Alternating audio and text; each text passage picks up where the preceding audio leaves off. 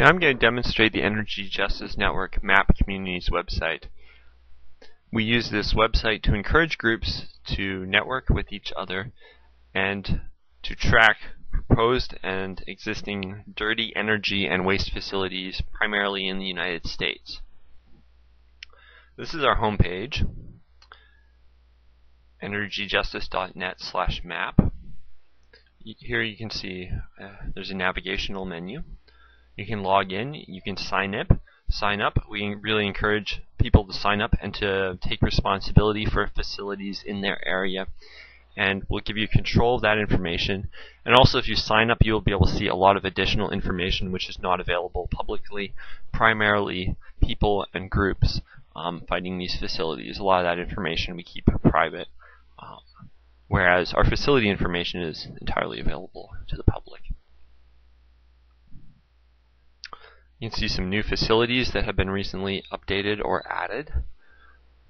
You can see a featured facility of the day, defeated coal power plant, 456 megawatts, located in South Dakota, and it has two groups that are fighting it, or that did fight it since it's defeated. Now there's several different ways into our information on facilities. One of them is the My Community map, and you can just type in your zip code, or you can go to your state, or you can go to your country. Another one is the national map. So we'll try out our zip code.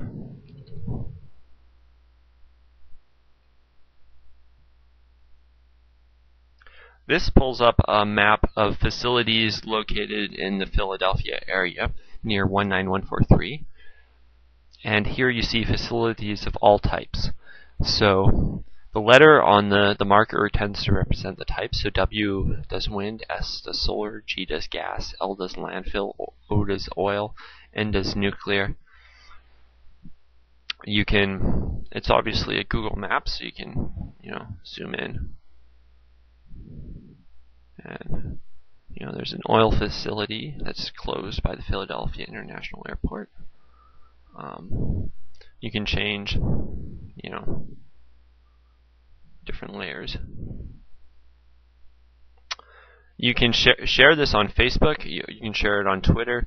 You can create a tiny URL, and if you just copy and paste that URL, and you can send it out in an email to a friend or by other methods. I'm going to go ahead and click on Remove All Layers. Because often having all those layers is confusing. So here, one of the most powerful features on our website is the map layer system, and you can hide it if you want. But here you can choose to add and remove layers of information, facility information to the map. So here we're looking at all coal, and the other thing, the color of the marker is used to demonstrate the status. So green is operating, orange is proposed, yellow, gray is expanding, red is closed. And you can choose to add like an entire layer of markers, like all the gas plants, or I could just choose to add the operating gas plants. Now you could, again, I could create a tiny URL and I could share this with my friends. And now you can click on a plant, and it will give you some basic information like its name, its location, its type. And then if you click on this, you will see we have a web page for each of our facilities. So this is an operating gas plant running 225 megawatts of power. Its location, it opened about 1990. It's getting water from the Delaware River. If you had an account, and you were fighting this facility, we would let you log in to edit this entry. And you could add pictures, you could add links, you could add resources, you could add files, you could add posters, you could add scientific studies, whatever you wanted to, really.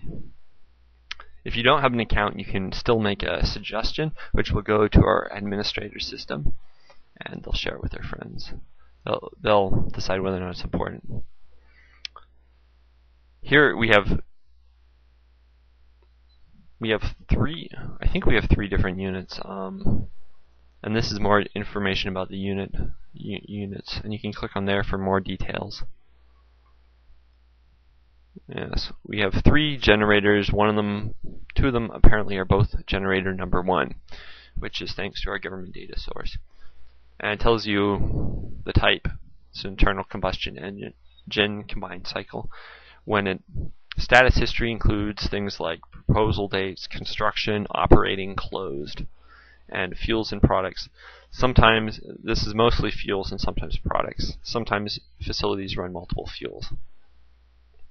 Here you can see it's owned by Sunico, and if you wanted to, you could click on Sunico to see their information. You can see a map of where it is.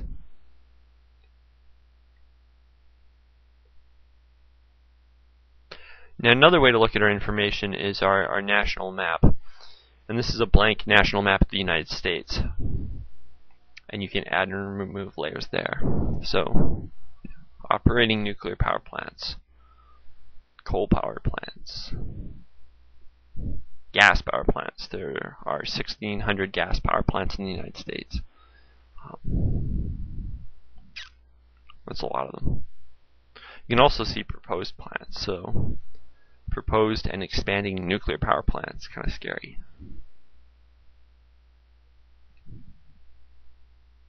You can also share this with your friends. Another cool thing on this map is we have a bunch of data from the census and from other sources. So this is median household income in the United States by county. Here you can see the poverty in Appalachia. And you can combine this with other layers. So you could see oil power plants and poverty, for instance. One of our main goals is to point out of the Energy Justice Network is to point out the discrimination in the location of facilities. Facilities are often located in lower income and people of color neighborhoods, and people need to be aware of that.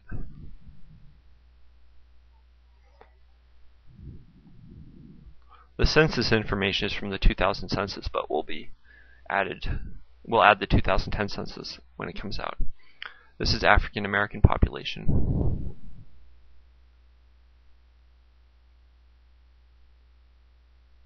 We have several renewable or so-called renewable energy layers.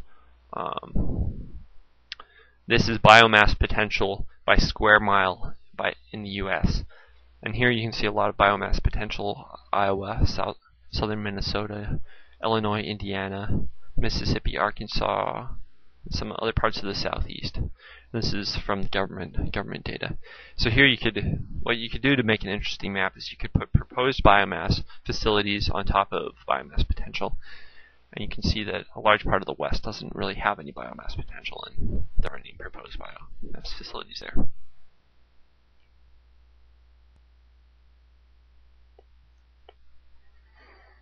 We have some other layers which are kind of slow, like our wind. Let's see if we can get this to work.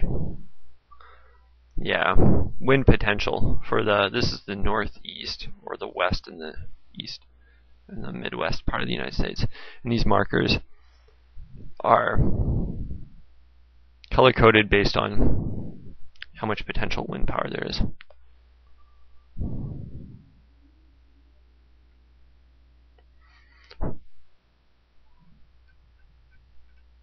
We have some carbon emission data. This is carbon emission data per capita.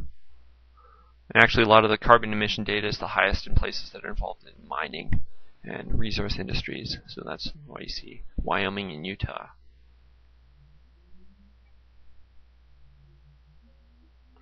We'll be adding additional layers in the future. One of the things we hope to do is to get census data down to the census tract level. So that you'll have a better picture of the community that is right adjacent to the facility, within like a mile or so of the facility. Another feature that we have is that you can find information by doing a search. We have two different types of search. We have a basic search and an advanced search for facilities. There are also searches for people and groups, which make a lot more sense if you have a user account and you have been approved to join the website. So here we have a basic facility search. You can type in things like the facility's name, the company that owns it or operates it, city, state, zip and a radius, facility type. So let's look at natural gas power plants that are proposed and that have opposition in the entire United States.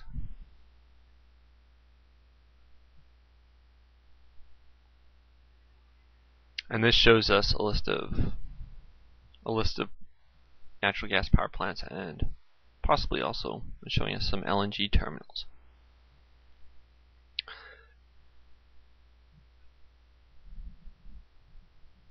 You can find out more information about them if you want. One of the cool things here is it gives us the information in a table format. And this table can be copied. It can be turned into a spreadsheet. It can be turned into a PDF. It can be printed. And it can also be sorted. And if there are more than 20 results, you can go from one page to the next. You can also, if you want to look at a specific facility, you can see it like that.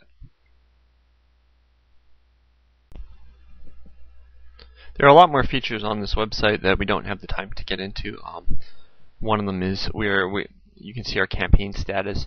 We are tracking the numbers on things like how many biomass incinerators are operating, about 370. How many are proposed? We've got about 100 proposals that we know of. How many are closed? 96. How many of those closures were due to activism? We have 21.